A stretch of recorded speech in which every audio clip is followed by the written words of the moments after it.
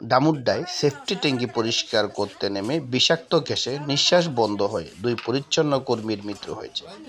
বৃহস্পতিবার দিবাগত রাত 1:30টার দিকে উপজেলার দারুল আমান ইউনিয়নের 9 নং ওয়ার্ড উত্তর ডামুড্ডা এলাকায় আনোয়ার সর্দারের বাড়িতে এই দুর্ঘটনা ঘটে।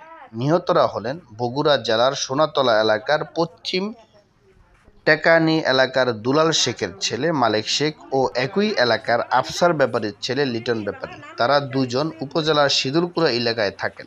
স্থানীয় ও ফায়ার সার্ভিস সূত্রে জানা যায়, আনোয়ার সর্দারের বাড়িতে সেফটি ট্যাঙ্কি পরিষ্কার করার জন্য মালেক ও লিটন নামে দুজন পরিচ্ছন্ন কর্মী আসেন।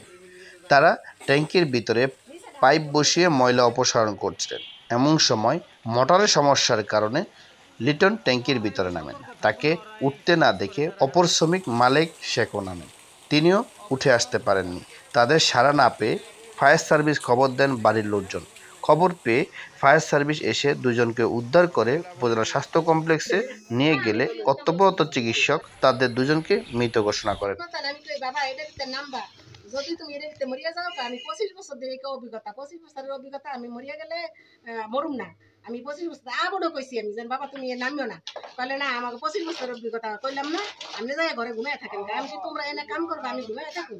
যারা বড় যে ছেলেটা আছে না, হেডের নাম তুলেছে, হেডারে পায়ে ধরছি, বাবা তুমি তোমার পায়ে ধরি, তুমি নামিও না, তুমি নামিও না। তুমি কয় কি আমি ওই পড়ছে, আমি ওরে বাঁচাইবো না, আমার বাইরে বাঁচাইবো না, এটুকুই বাবা। আর কি এ সারা আর হে লাগে তো পড়িয়ে গেছে। এরপর তো কান্দাকাটি করি, আমি তো বলে বেউস হয়ে গেছি। ওখানে তারা কাজ করতেছে, আমাকে বাথরুম পরিষ্কার করতেছে, আমাকে নিয়ে আসছে।